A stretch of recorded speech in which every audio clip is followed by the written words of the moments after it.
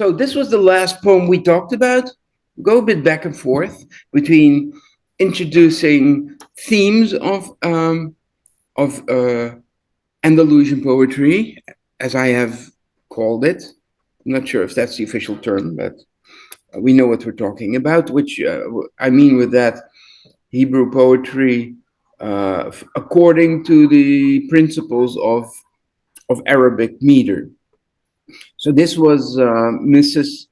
Labrat, and so we'll continue to the next slide. I have a question. Yes, yes, of course. Did women not have their own names then, or she was just not recorded? And also, were women often this literate?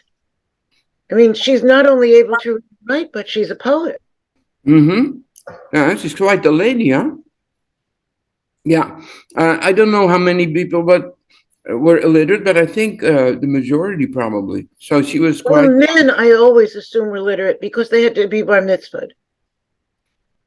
But yeah, that is quite a late custom. Oh, really? I didn't know that.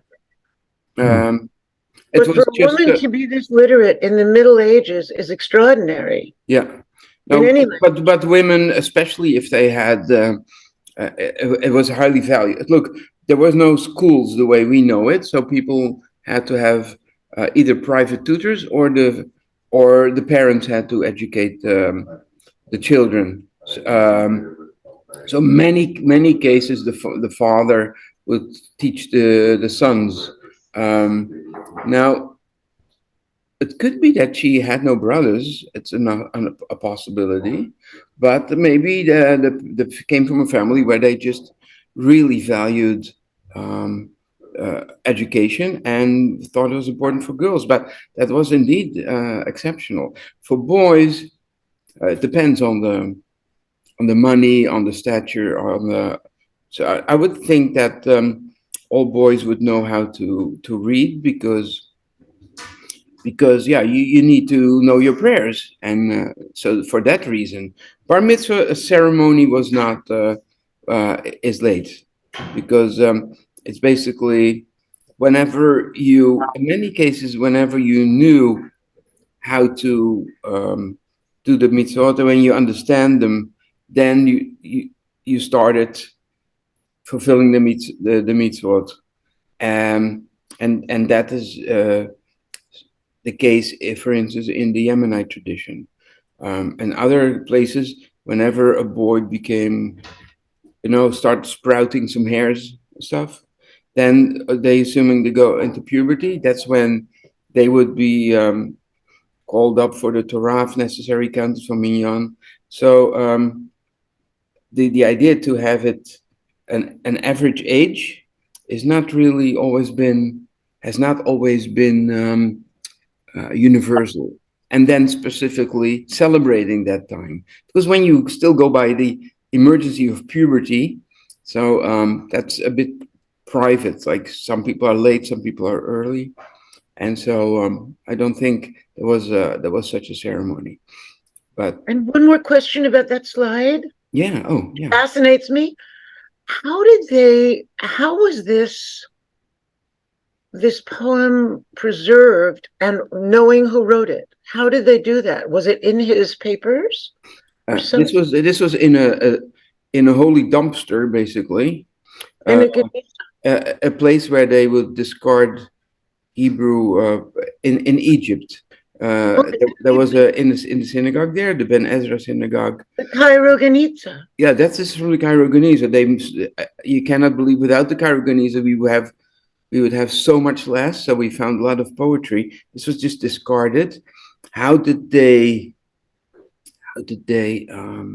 find out it was from her? That I don't know. But it's certainly interesting. Yeah, I don't know, but there's experts that look into that stuff, and they established this must have been Dunash's wife. Yeah. Thank you. Interesting, yeah. Very interesting. It's exactly, and she knew the Bible. She puts in like the references to phrases from the different places of the Bible, and that's quite it's really cool. Very cool. Yeah. And presumably she even knew Arabic poetry because, as you said, Because, It sorry, mirrors the forms. because the form, yeah, or at least she knew what the meter was. Look, her husband was so into it that he probably he's the one who introduced it to the world. So it's a sign that they had a good marriage. Also, not just because of this poem, but also because he must have told her and explained to her how it works and all these things. So they were communicating and share. He was sharing his passion and in life, poetry, and the details of it. So it's really really interesting, right? It is. When is this exact? How, if they know? It's during his life. Yeah, well, it's during his life. So we go back because am very not so great at memorizing dates. I'm scrolling here. So it's in the mid 900s, basically. Yeah, it's quite a while Amazing. ago. Huh? That's amazing. Yeah, yeah. It's like a Have a love story preserved from more than 1,000 years and ago. not just a love story of a wannabe love story. It's actually a marriage with children and then such a love story. That's even more special because if you are in love with somebody but you're not you don't have to live with somebody. It's easier to be in love, but to remain in love is what seems to be the case. Lovely, really great. We have a few more people. Shall we go to the next slide? Now, there's Joelle, would you like to read this slide for me? Sure. There was also criticism against Dunash's poetic innovation. The opposition was particularly fierce from Menachem ibn Saruk. Of course, no one likes to be ridiculed for his life's main project, which is what Dunash and his students had done. They had criticized his dictionary, as it was all based on the theory that all Hebrew words consist of a two-consonant root. Dunash understood correctly that, except for a few exceptions, Hebrew words are based on a root of 3 consonants. Yeah, so what happened is, I don't think Dunash is so much, but Dunash's students, they started writing poems mocking Menachem ben Saruk and back and forth. And of course, Menachem was very hurt by that. And especially knowing that, the general public, general opinion was veering towards, no, you were wrong. It is actually, you have to approach the grammar from the 3-root approach. Yeah, he wasn't happy with that. So he complains a lot. He talks bad about Dunash. And so what happens there? Maybe you want to do another slide for me. Yes. Hasdai ben Sharuk liked Dunash quite a bit. And when Menachem kept complaining about Dunash and even refused to stop, Hasdai threw Menachem out of his house on Shabbat and had him imprisoned. Menachem died in prison not long after. Yeah, pretty dramatic. It seems like an extreme sort of reaction. Competition, huh? So he lives in Hasdai's house, as we remember from last week, Menachem. So he sits at his table on Shabbat, and he keeps talking. He said, leave it alone, leave it alone. I like the guy, let them do it. But the guy is hurt. He's actually existentially threatened in his raison d'être, in his whole life's work is threatened by it. So he's too hurt to stop. So, and he can't just take it, So he goes on. But this and his attitude, and don't you think, please stop it already. And I have enough of your complaints. Just let it be. Now, and will you stop, please? Okay. One more time, and I'm kicking you out of the on the street. And then it keeps going on, and must have been a big fight. So he had him imprisoned. How did he do that? How did he have him imprisoned? Well, Chazaim Shaprut was the mightiest person in the country. Oh, okay. Right? You forgot that was last week. He was basically the second man after the caliph. So he said, and anything he said was done. So lock him up. So he was also furious. Also, nobody really controlled themselves very well. They didn't. They weren't good at meditation, and they weren't much exposed to Buddhism, I guess, or something like that. So kind of. You're just letting things go is not the best Jewish quality always. But so this happened. Now then, there are, and would be nice to expand this whole dramatic story to get my hands on it. But I know there are some letters back and forth from prison, and then feeling bad and apologizing. But I think that would have been a reconciliation possible, were it not that Menachem then died all of a sudden. A very sad end, I'm sure. Let's look at some more slides that show these themes. There's a lot of love poetry, and this is by a famous poet. His name is Isaac or Yitzchak Ibn Khalfun. Okay, this is a kind of a funny one.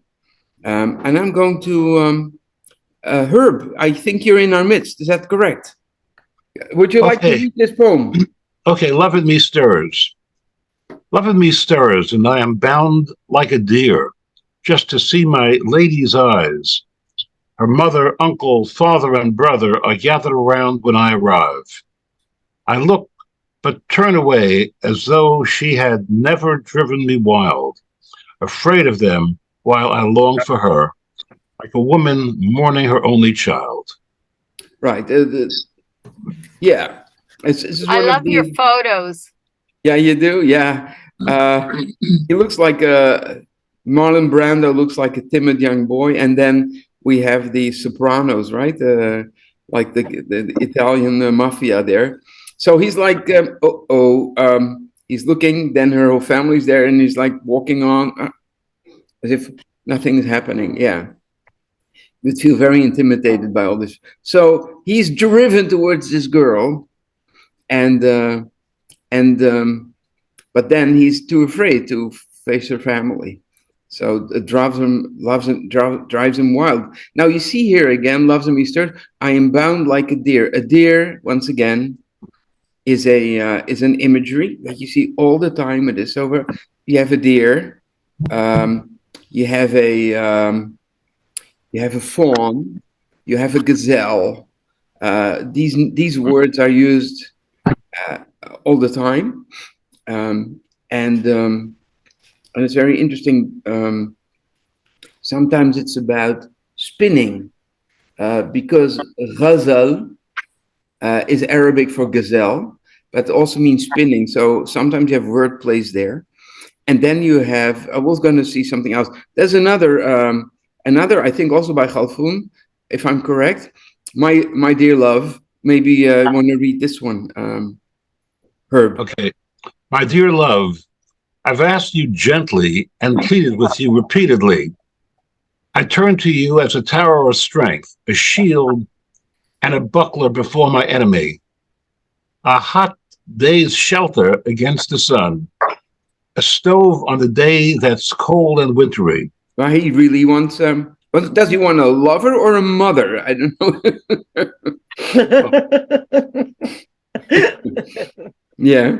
And like Elkanah remembered Penina, may the Lord take note, you remembered me and sent me, bless you, a piece of cheese. But what good is cheese when I am thirsty? He thirsts for love, and she gives him something salty, okay. Which makes it worse. Like he's now even more thinking. So it's full of allusions to the Bible, right? A tower of strength. What that is? Migdal Oz, a shield and a buckler before me, and it's all from the Psalms. Shelter against the sun. And Elkanah and Penina, of course. Yeah, but it's not Elkanah and Penina. It's Elkanah and Hannah. Hannah was the loved one. Penina had the children. Penina had children, you're saying? Yeah. Penina had the children, and Hannah was the one who was barren, but the one who was most loved. Now, the question is, this is an excellent question. Why does he then say Penina, not Hannah? Maybe the meter, that could be Penina, right? That's different from Hannah. So maybe it's, or maybe it's, that's also a play because so did she really love him? Or maybe it's a woman. Did he really love her? Or was it like Penina, you give me cheese and it That's right. doesn't help, right? So it's like Penina didn't get the real love and he's not getting the real love either. He wants That's correct. That's so correct. there could be a, it could be for a reason. Yeah. Yeah. Yeah. So here, Mosen ibn Ezra is of course a very celebrated poem. His poetry is present in many of our holiday prayer books. So one of the holiest prayers are written by him. But here he's also, and this is, I would say, quite a different thing, quite an exceptional thing in terms of time. That in those days, religious rabbis would write secular poems, almost not just secular, almost like poetry using Hebrew in Hebrew with daring, let's say daring topics, so. Shimon, may I ask a question? Just clarify for me once again, what century are these particular poems? Oh, that is from, let's say, the mid 900s, and that goes on through the end, the rest of the Middle Ages. Okay. The economics of being a writer at that point, is it strictly one of patronage?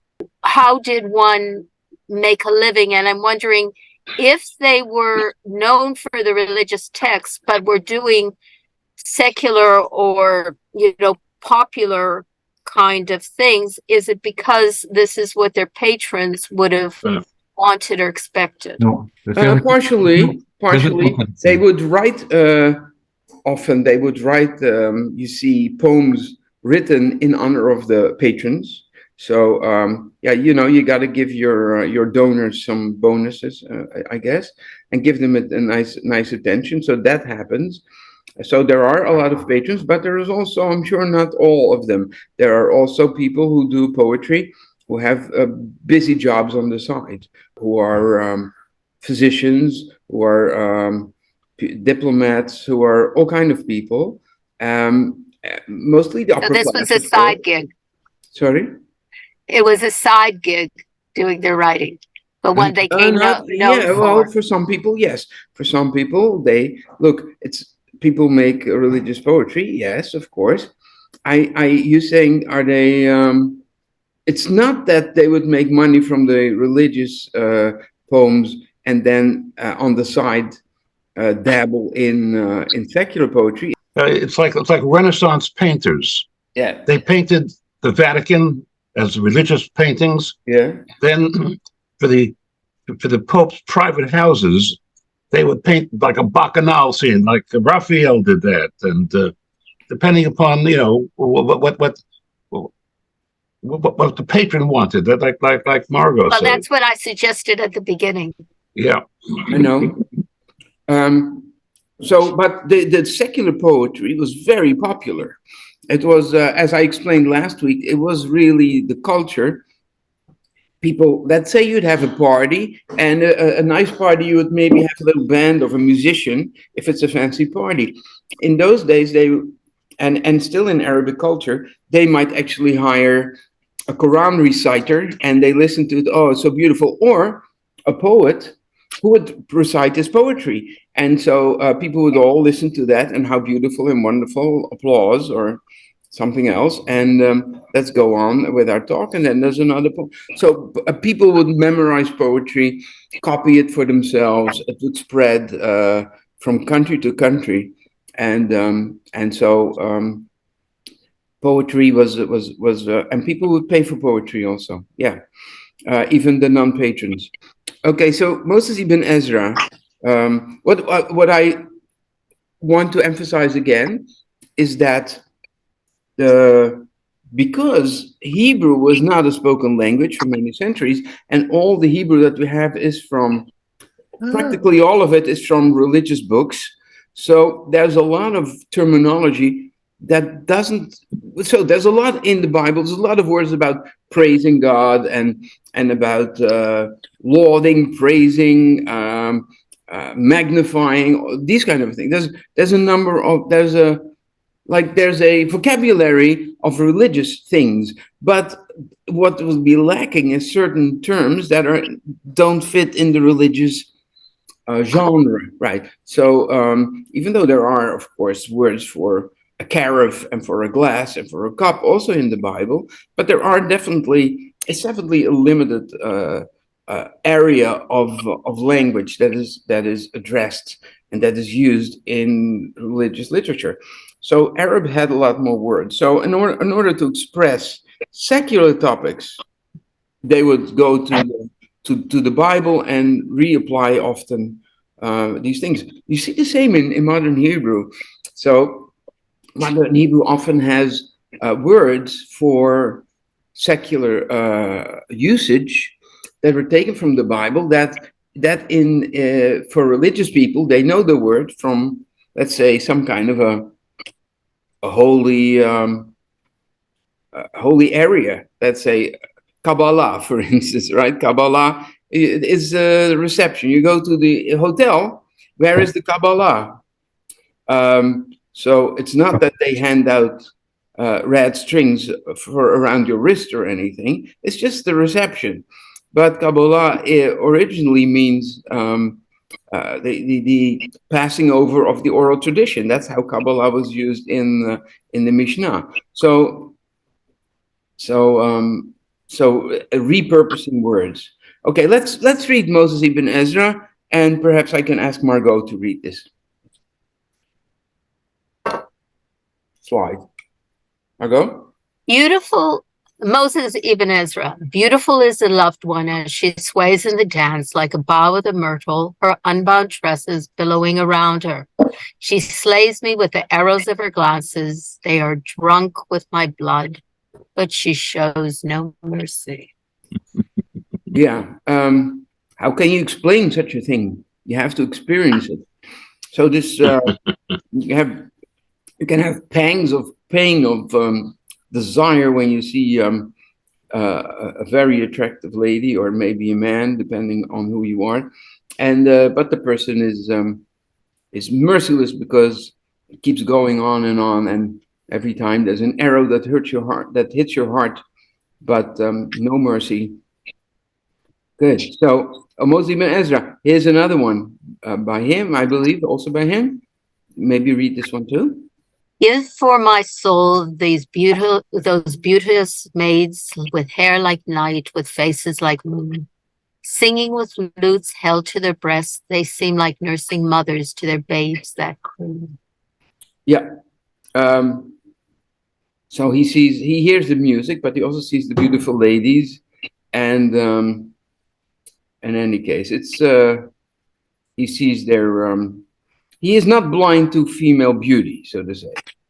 Okay, well, let's move to another theme now. We're going Great, your visual, you know, through all your lessons, the visuals that you've chosen, whether they're portraiture or other things, are just really wonderful. And here to found two images that are so perfect.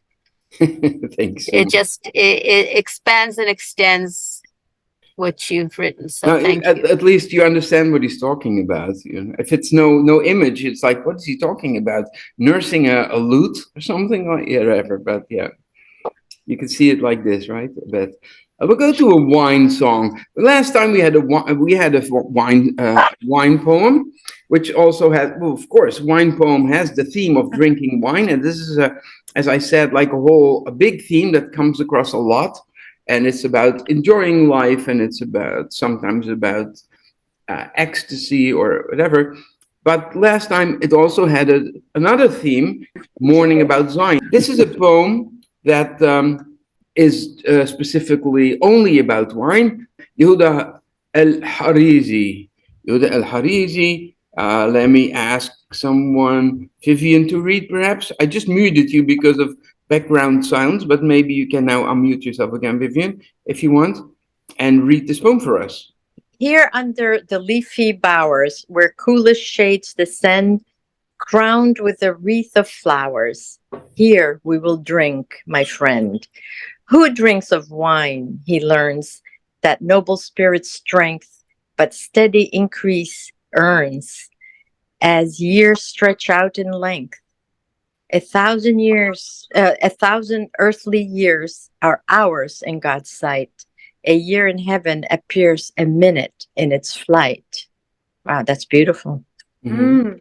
I would this lot were mine, to live by heavenly count and drink old wine at youth's eternal fount. Now, it's a profoundly beautiful poem Oh, because we it could- has the old wine and the youth. oh, It has the time and eternity at the same time. Shimon, how close or true to the original is this translation, which is keeping to, Good question. English meter and rhyme? I wish. No, the meter is definitely not. You cannot. No, and the rhyme, I mean, it would be very hard to beat. No, Very because close. in but sometimes English you people don't have surprisingly are. open and closed. Long and short syllables so much. It's not. But in terms of the content, how close Yeah, is it? I don't have the original Hebrew of this one. Okay, that's fine. So I can't determine that. But Thank I'm sure that the beauty is there. It's about wine. I'm sure that the shades is there. So it's really Spain is a hot country, especially the south where the Islamic territory was, and so in the heat you'd love to sit in the shade and just relax and drink something cool that is also relaxing, that brings you in a mood. And this is all about we're loving our life. We take our time to enjoy and to just be, and we appreciate God. But could we only live as long as the angels? Because then we could drink wine constantly and we would just be in eternal bliss. Who needs heaven when you can have it here on earth? That's basically what he says. It's not very it's not a memento mori kind of a poem, like remember you have to die. It's not about sadness. It's really interesting that the Andalusian rabbis, and I'm talking about the what we now call Sephardi rabbis, but partially, you know what I'm saying? We now think of mostly the split or the dichotomy, perhaps even between Ashkenazi and Sephardi culture. But in those days, I would say was more profound, was more accurate to say there were two main communities, the two different cultures, and even forms of spirituality and the experience of religion. The dichotomy was not Ashkenazi Sephardi. The dichotomies was Jews under Islam and Jews under Christianity. So the Jews under Islam, in this Arabic Jews, so to say, in this era, in this period of time, was very much combining secular and religion, secular life and religious life, and not seeing them as opposites. I think that's what it is. That's how perhaps we can define it, because they would be active in every form of life, because every form of life is part of God's world, is God of, even sitting and drinking wine, as long as you don't go too crazy, would be a blessing from God. And so they were involved in anything, but also things that we would now not consider kosher anymore, but we're going to see that soon. Here, we're going to go back. I think I mentioned him briefly. Yes, I did mention him. So Chazai ibn Shaprut was the main man, the main minister without the official title under the Caliph Abdurrahman III. He passed away in 961, and then he was followed by succeeded by his son Al-Hakam II. Al-Hasdai also served under Al-Hakam, and Al-Hakam was even more into stimulating culture. And when I say culture, I'm not just talking about Islamic culture, all cultures. He wanted to be, he was not into so much only power, but he was into evolving and enriching his society. So he built this huge university and a huge library. It's still there in Cordoba, their capital. But he also had personal problems. Personal problems or issues that had political ramifications. What was his problem? While it has become apparent already in the light of appointing Jews to high positions, something that is officially was forbidden under the laws of Omar, the caliphs of Cordoba were not very strict in applying Islamic law. They were drinking wine, they were having all kind of stuff going on. And Al-Hakam had another problem. He was staunch homosexual, so to say. I don't know if staunch is the right word, but maybe that's not an appropriate word. I don't know.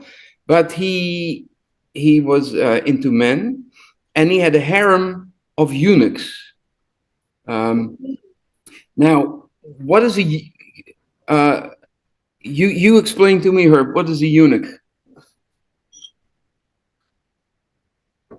Somebody castrated. Huh? Castrated person. Yes and no. He's been castrated. Yeah. But there's a difference between a eunuch and a castrate. A castrate is castrated. A eunuch loses all his private parts. The whole thing is chopped off. Whoa. Yeah. That was a big business because initially they were very prized because they could guard the harem, and because they had no private parts, they couldn't be expected to do anything to the harem. While a castrate could sometimes still do something, I guess, depending.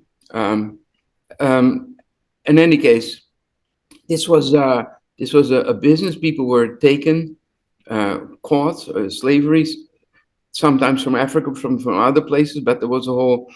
What of course you can understand. This was very serious because there was no modern science of knowledge of hygiene. So chopping off with a sword, there's no disinfectant. What people would typically do, they would put a straw in so that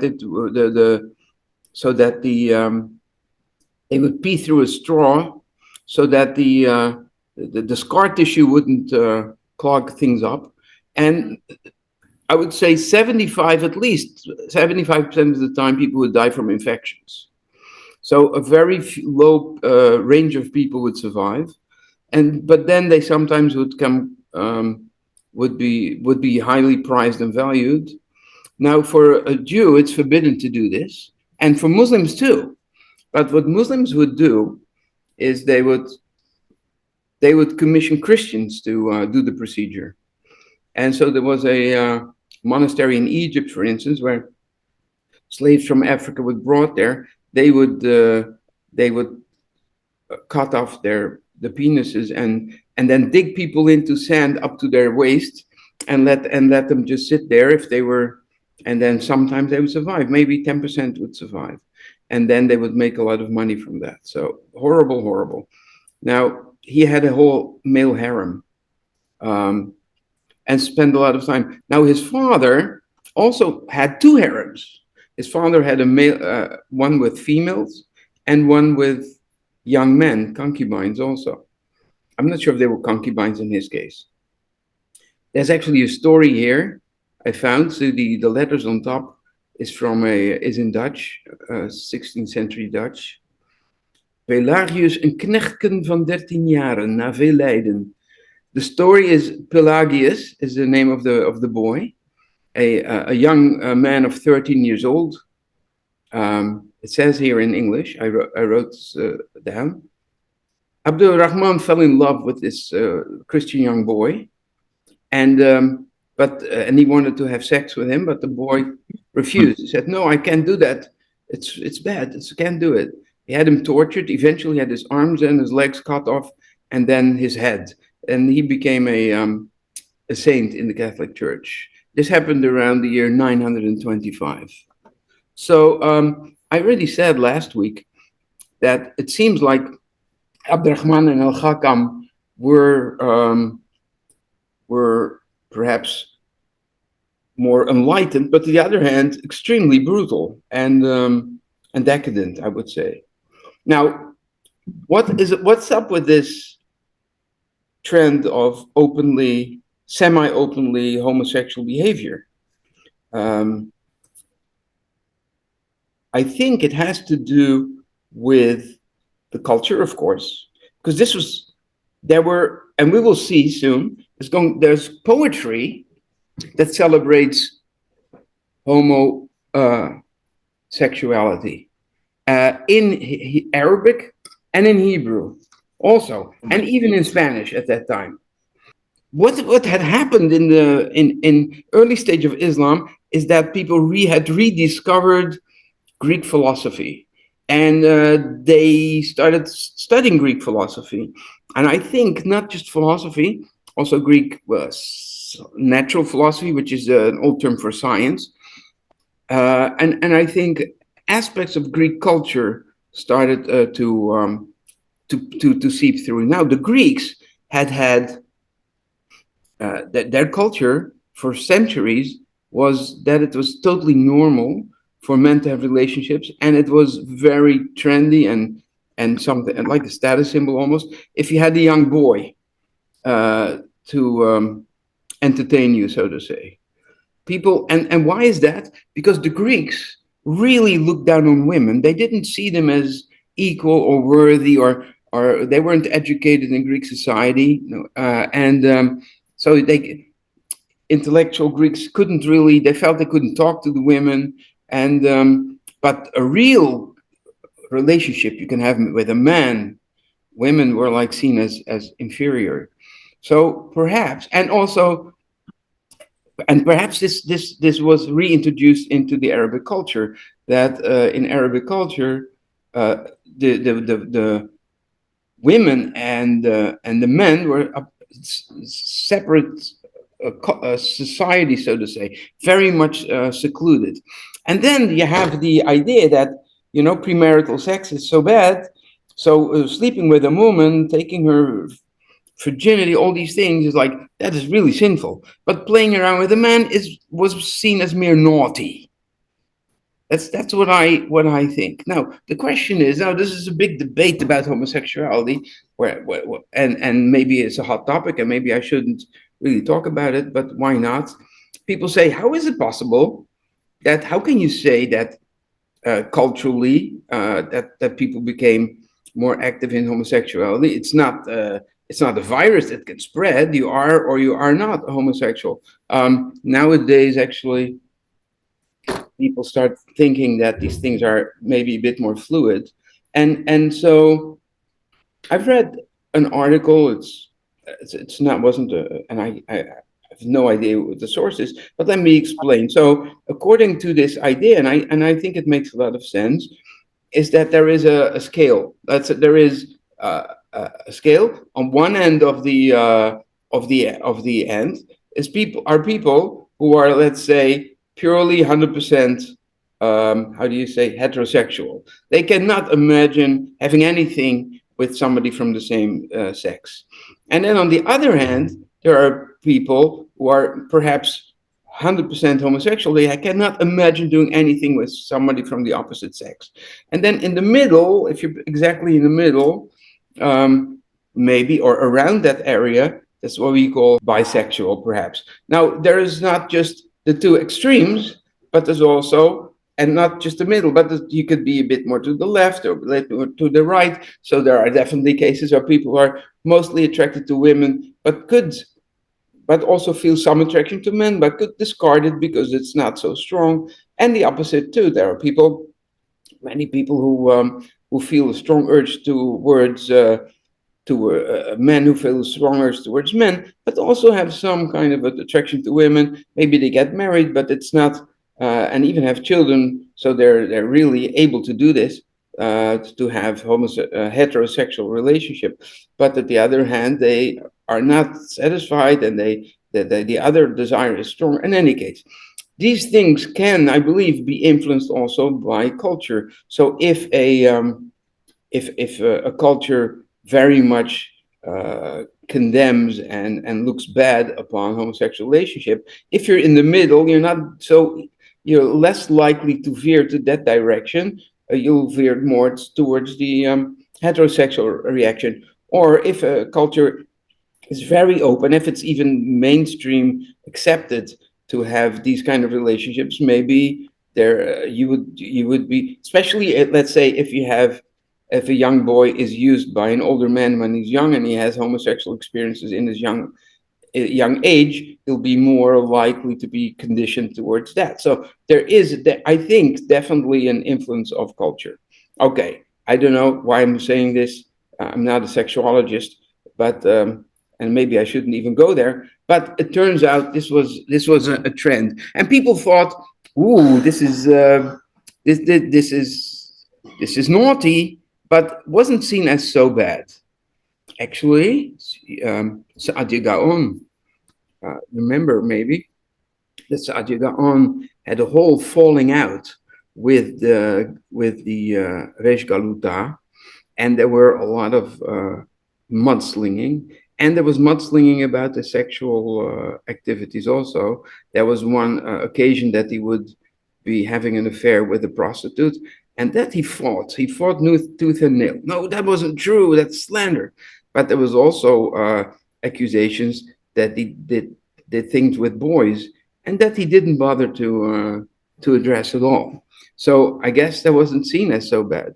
By the way, in Iraq is east, much further east than of course Spain and Morocco, and even though the culture was similar, if you go further east to Afghanistan, and Afghanistan is where the Taliban rule, but there it's still the women and men are socially absolutely separated from each other, but at the same time, it's really common there that adult men have young boys and when then the boy becomes puberty, they are discarded, and then these boys are looking for their own little boy. It's not pretty. It's not good. We now see it as abuse, child abuse, and therefore it was a clash of culture when American military was working in Afghanistan, and they had an appointment with let's say a high officer, ranked officer, or a general or whatever in the Afghani army that they were working with, and they're waking him up and they see him sleeping next to a young boy. They were so upset that they were going to make a deal out of it, and they were saying, "How dare you!" And they got orders, no, don't mess around, don't stick your nose in their culture. But that was a huge culture shock. So it's still very prevalent. Shimon, Yeah. historically, because I wasn't familiar with the male harems, were all male harems contained of eunuchs, or were there some harems that would have been men that were whole? Most harems are women, of course, traditionally. No, I'm talking about the male ones. No, I don't know was that. familiar So with the here it female. says he kept two harems, one with female concubines and one with young men. I don't know if they were eunuchs, but everyone with Okay. a harem had a eunuch, for sure. Eunuchs sometimes really got really close to the throne, and very powerful. But I don't know if all the male harems. I don't know how many there were. I think it was still quite exceptional. But I know this one by Al-Hakam II were all eunuchs. But I don't know if his father's one was, and I don't know if anyone else had the male male harems. I don't know of any of these, but there might be, but I don't know. Yeah. So this. Okay, thank May I you. ask one more question too? Yeah. There's such an interesting contrast between the love poems to women that we just saw and this kind of practice. When was the poem Eshes Hayil written? When was what? Eshes Hayil? Oh, Eshet Chayil, that's from the Bible. Yes, and many people sing that to their wives on Friday night. When is that? It's from the Bible? It's that old? Yeah. Yeah, people. It's attributed to King Solomon because it's from the Mishlei Shlomo, which is the Proverbs of Solomon. It's not. There's no real proof or indication that it is really from him. It's probably later, but I would think it's part of wisdom literature, which is a whole trend, which was close to the Hellenistic period. So it would be after the Babylonian exile, probably. But in any case, yeah, it is old. It is very old. Yeah, Eshet Chayil. Older than these love poems. Oh yeah, much, many centuries older. Thank you. Maybe at least 1,300 years older. Yeah, Wow. yeah, yeah. But also has inspired later poetry, of course. Yeah. So here we're going to have a few. This is a very early poet, Yitzchak ibn Marshaul. Not so very well known, but he was very prolific. But he wrote here, this is a homoerotic poem. A fawn, and there you have it again, a fawn that is a young deer, and here's a picture. See, these fawns are really adorable, beautiful animals, right? It's and so a fawn, but this is a nickname. Now, I have here a Hebrew and an Arabic word. Tzvi is the typical word for a gazelle, or sometimes also used for. But the first letter is nowadays often by many people pronounced as a ts. That is not the original pronunciation because a ts is two consonants, and you never have two consonantal sounds at the beginning of a word. So it was pronounced as an s with a ayin combined. Let's say that's probably the best. Like it's called an emphatic s. So it's instead of an s, it would be s. So sabi. No, sabi. And in Arabic, the same word sabi, it's practically the same, means young man. So these people who were writing about a fawn or a gazelle or a deer, sabi, would hear sabi in Arabic. It sounds the same. So the word play is clearly there, right? A fawn, a sabi, sought in Spain, everybody's looking for him in Spain, he's so beautiful, works wonders with desire. And through it, he controls all male and female creatures, meaning both men and women are totally in awe with his beauty. Formed like a moon, his height adds to his splendor. So he's so tall. His curly hair is crimson. Against his cheeks of pearl, he has dark hair and white skin. Like Joseph in appearance, Joseph, I guess, was pretty, with Adoniah's hair. And now there's a whole article that's been written about it, because Adoniah is one of the sons of King David, who was trying to get the throne. It was it last Shabbat that we read the parasha?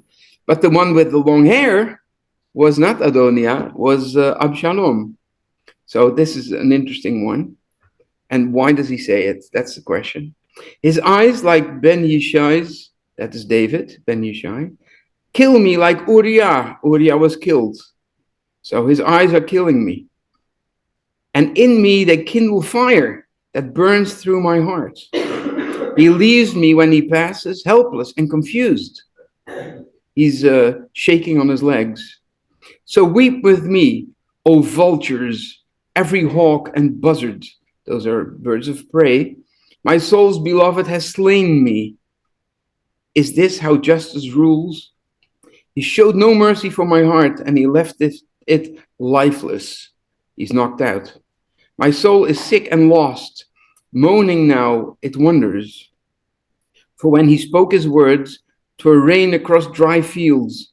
Raise me from this hell and let me fall no more. This person is lovesick about this man. Now, see, this is really remarkable. From before this period, people would not have, people would write religious poetry in Hebrew, but now they start doing poetry, secular poetry. But now they're going to topics that are problematic even to Jewish law. And it was just seen as, you know what, it was seen as nothing to be ashamed of. And it's crazy because some of these people who wrote these kind of homoerotic poetry, it's one of the themes, it's not all, there is quite some of them, but not the overwhelming majority, but it's remarkable. That's why we talk about it. It's that some of these people who wrote this kind of poetry also wrote holy poetry that we read on the high holidays. So that is really remarkable. Any questions? If not, we'll go to the next. Here, Shmuel Hanagid, definitely, he was the leader of the Jewish community. And he writes, I'd give everything I own for that gazelle. Once again, the gazelle, we know, is who, rising at night to his harp and flute, saw a cup in my hand and said, drink your grape blood against my lips. Meaning, I'll put it in my mouth and you drink it from my lips. That's quite erotic. And the moon was cut like a D on a dark robe written in gold. So it's almost like a haiku. A haiku has some things, and the frog was jumping from the leaf, something in nature. But this is I don't know, a D, it would be this is not a Hebrew D. This is a bit like an Arabic D, by the way. And if you draw a line here, this could be an English D too, but it looks gold against a black background. But, and then you wonder if harp and flute are code words for something more lewd. Okay, now there's another one here. Scrape me some honey from your hive, he said. I'll have mine from your tongue, I replied. Then he rebuked me and said to me, sullen, and sin before the living God? So there's still the idea that it's a sin. The sin's on me, I answered, my Lord. I will take the blame. I'll burn for it in hell. Now, how did people deal with that? As you know, in the Torah, it says here, in Leviticus 1, verse 22, Et zachar lo tishkav mishkebe isha. And with a man, do not lie, the lying of a woman. Okay, so as you lie with a woman is a translation, to'evahi. Now, there's different ways to explain this text. Is it specifically the one who lies, the lying of a woman, who plays the woman, who is the passive part in homosexual relationship, or that is perhaps how it was seen? That's what I think, that's how it was seen in those days, that the one who, of the men, one is at a certain point, so the one who is the receiving person is the one who sins. And so sexual intercourse would be something to avoid. Now, you would, and it's remarkable, there are Islamic poets who wrote homosexual poetry, and they would go all the way in their poet. They would describe the act. But in Judaism, you never see that. It's mostly about kissing and touching, but it's not about intercourse. That is not mentioned. And I think that is telling to some extent. But what does Yitzchak Ibn Khamfun say? It's not him. he quotes a poem. He says it was written by somebody called Ish Mine Adina, which is a code word for somebody from Babylonia, which is a Babylonian Jew. And he said that this poem was written by someone, like a Babylonian person. And he wrote, if only the son of Amram, who is the son of Amram? Moshe.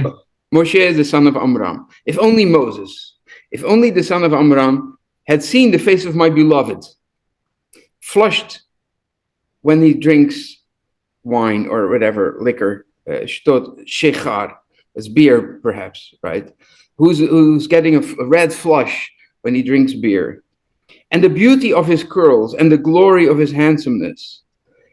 He would not have ruled as in his Torah, and with a male. See here, and with a male, you should not lie. He would have said, oh, okay, that is impossible to fulfill. I'm not going to write that in the Torah, which is a blasphemous, of course, poem, because it was actually saying that Moses decides what he wants in the Torah. It's not God, it's Moses. So, these people are quite daring in their statements, and naughty is not even the word. It's quite something.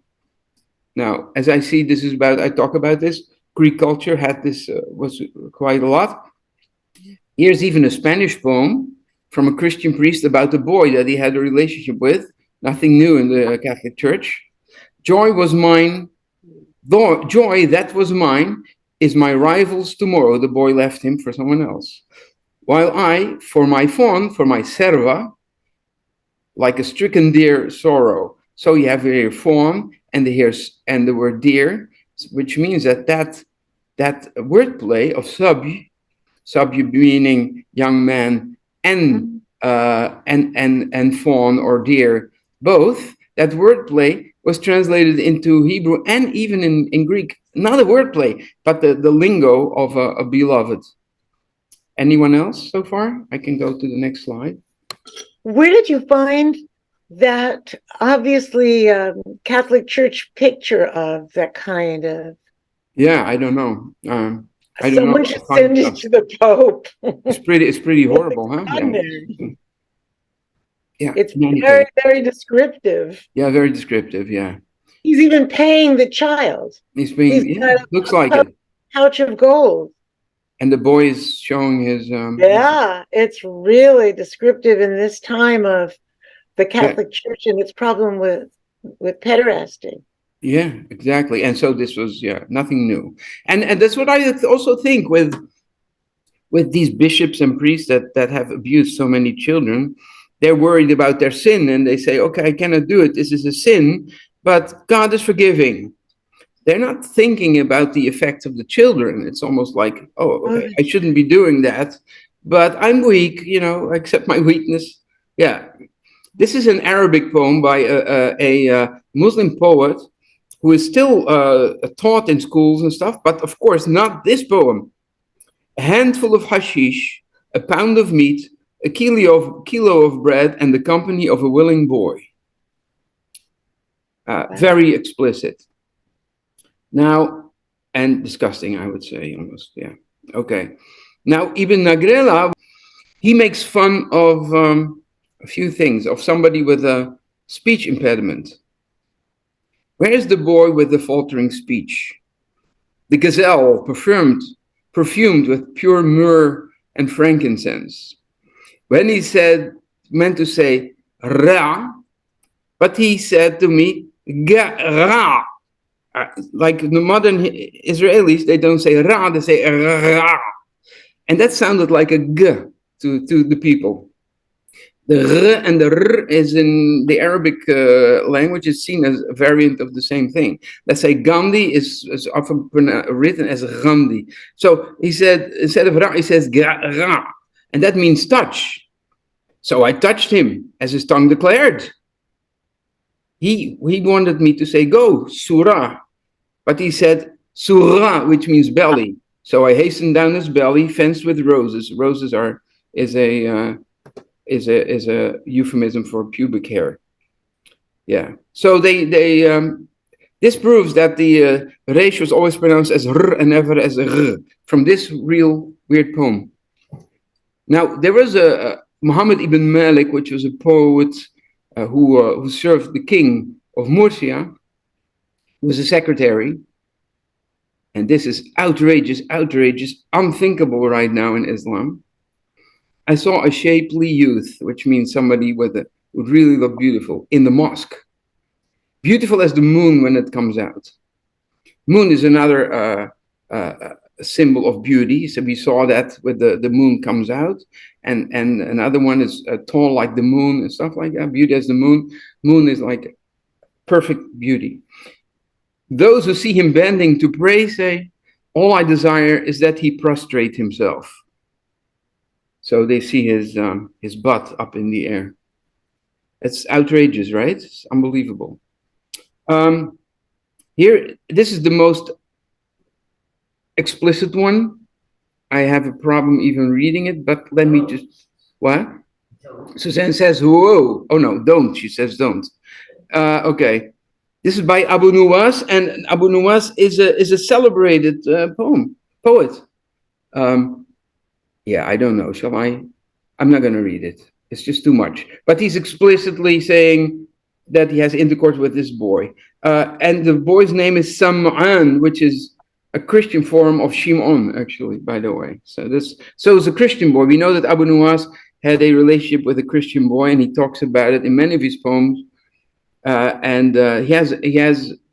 Okay. Now, homosexuality, as we now see, was nothing out of the ordinary. But Al-Hakam had a political problem. He was on the end of the spectrum. He could not really bring himself to have intercourse with a woman. He was too disgusted by it.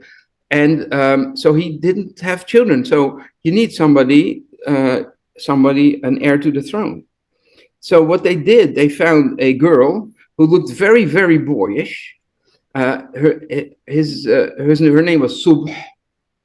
And she was actually a slave girl who was from the north, from a Basque country, from the mountains there, been captured and sold on the slave market. Aurora was her name, and she was in Cordoba. She ended up in the harem, but she looked so boyish, and they gave her short hair and pants to wear. And he Al-Hakam called him Ja'far, which is a man's name. And then he started just imagining, maybe after a few glasses of wine, he imagined she was a boy. And then he slept with her and they had a child. And the child was Hisham. So that's why it was now. When Hisham was 11 years old, it was in 976, Al-Hakam dies of a stroke. And Hisham was definitely not ready to take over the caliphate. But Subh, who had become powerful and who had already taken care of most of the state affairs, because he was just hanging out and amusing himself with his male harem and not caring about the country at all. So Subh took over, and she appointed a regent, somebody who would take care, who would rule on behalf of the boy. And this was Al-Mansur, Muhammad Al-Mansur, who was a general. And he became the most powerful man in the caliphate. This is a statue of him in Spain. There's actually a mountain named after him, even. Hisham was only a puppet and with no political influence. Because even later, when he grew up, Al-Mansur did not give up his power and just bequeathed his power to his son. There was a revolt of eunuchs. So the eunuchs started revolting. They didn't want Al-Mansur. They wanted Al-Hakam's brother on the throne, who was probably just as fond of them as Al-Hakam had been. But that was crushed. And Al-Mansur said, enough with all this crap. So he undid all this whole culture. No more harems, men and stuff. So I guess the eunuchs were unemployed now. And what do you do? By the way, this is very interesting. No, I'm gonna not say that. It's a bit of a segue. It's very interesting. Maybe later. But he also, this huge library. There was a library that had been collected that people all over the world had brought books, rare books. Even Hazai ibn Shaprut had done this. He had asked from all over the world, because he was taking care of foreign business and collecting rare things. And there was an Arabic translation of the Talmud, which would be fascinating to have, because that was probably based on a manuscript that we don't have anymore, like there were so many different manuscripts. He burnt the whole thing. Like, if it's and supposedly this took care of the heating of all the bathhouses in the city for months. So now, under Mansour, the caliphate becomes bigger again. This dark green place is when Al-Mansur, in Arabic called Al-Manzur, added to his territory. And the Christian states became vassals, so they started paying taxes in order not to be attacked. Okay, so let me just tell you what happened. After Al-Mansur dies in 202, Abdul Malik, his son, takes over. But 6 years later, in 1008, there's a civil war between different groups of Arab groups and Berber groups and Slavic forces. I'm going to explain that next time. How can that be? Slavic forces in Spain. But there were. The caliphate fell apart. Hisham was still used as a puppet ruler, but he spent his life in prison. And if he wasn't in prison, he also was with his own private male harem, and similar as his father. And eventually he was killed when a coalition of Berbers and Spaniards plundered Cordoba in the year 1013. And that was the end of the illustrious Caliphate of Cordoba. So next time we're going to talk to a new stage of history, but we're going to first go into a few more of these poems. There's not so many, but we'll address them next time. Yes?